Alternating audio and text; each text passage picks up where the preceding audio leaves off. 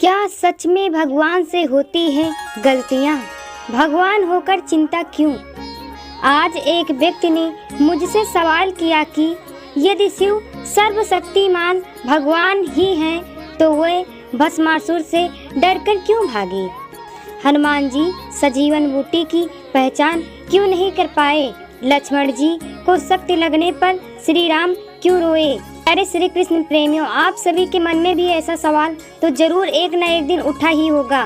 चलिए इस वीडियो में आपके मन में उठे सारे प्रश्नों का उत्तर ढूंढने की कोशिश करते हैं। इस प्रकार के सवालों का एक वाक्य में जवाब यही है कि जब आपके माता पिता आपको चलना सिखाते हैं तो वे स्वयं उल्टा चलते हैं ताकि वे आपको सीधा चलना सिखा सकें, साथ ही आपको गिरने से भी बचा सकें।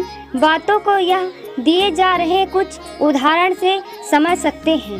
भगवान शिव द्वारा भस्मासुर को वरदान देना।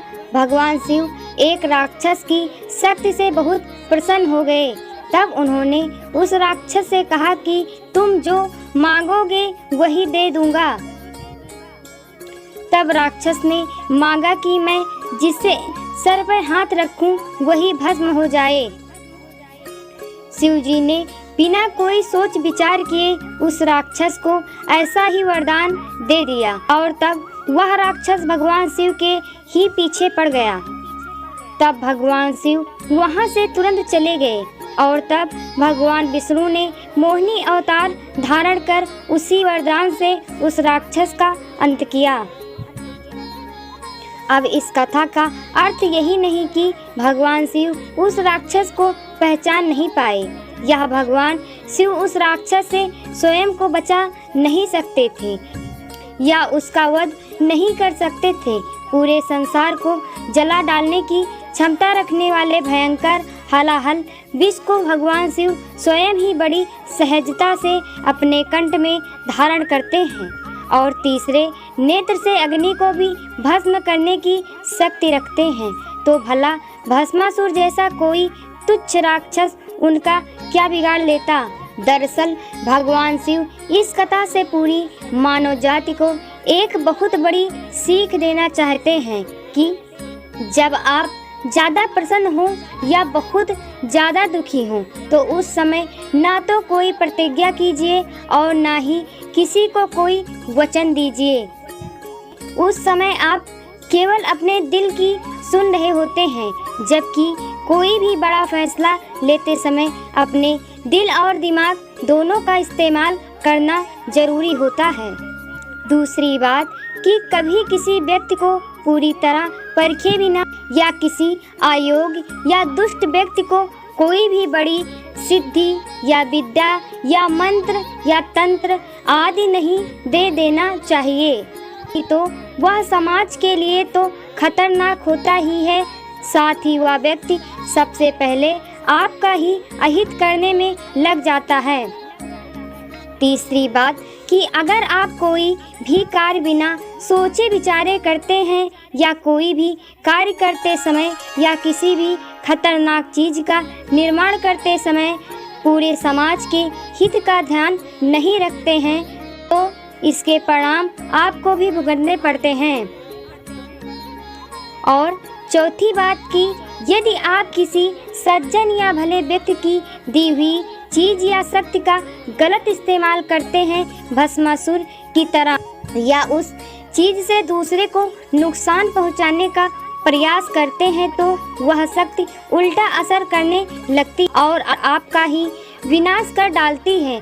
जैसे यही बात होती ऊपर भी लागू हुई थी, उसने ब्रह्मा जी के वरदान का भी लागू हुई थी। उसने ब्रह्मा जी के वरदान का दुरुपयोग कर एक निर्दोष बालक प्रहलाद को जिंदा जलाने की कोशिश की तो वह वरदान उसी होलिका के लिए शाप बन गया। हनुमान जी सजीवन बूटी की पहचान क्यों नहीं कर पाए?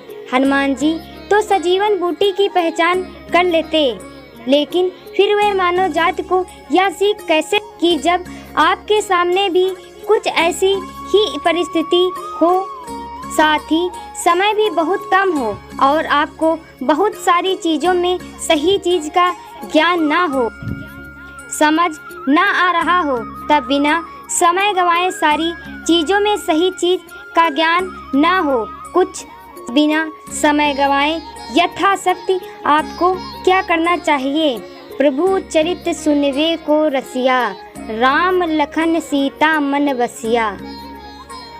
हनुमान जी का काल नेमी के पास जाना समय बहुत कम था, फिर भी श्री राम नाम का जाप कर रहे कालनेमी से प्रसन्न होकर हनुमान जी उनके पास जाता। हनुमान जी बताना चाहते हैं कि राम का तो नाम ही पवित्र है, आप श्री राम का नाम चाहे किसी भी भावना से जपें, हनुमान जी प्रसन्न हो ही जाते हैं, फिर चाहे वो कितने ही व्यस्त क्यों ना हो।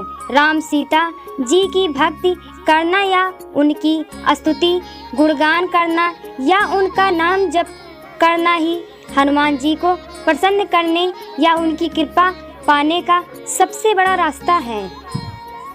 इसी के साथ हनुमान जी के सामने किसी भी प्रकार का कपट बहुत देर तक छुपा नहीं रह सकता, फिर चाहे वह कपट भक्ति का ही क्यों ना हो। लक्ष्मण जी को शक्ति लगने पर श्री राम क्यों रोए।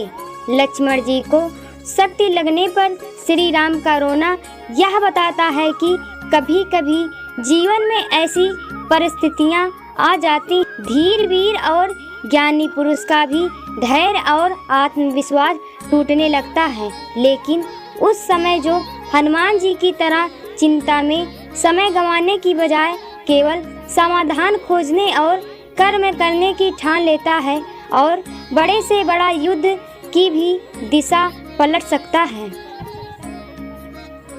यदि लक्ष्मण जी को शक्ति लगने पर श्री राम रोए ना होते तो वे संसार को कैसे बताते कि किसी भी परिस्थिति में एक वैद्य का क्या कर्तव्य होता है।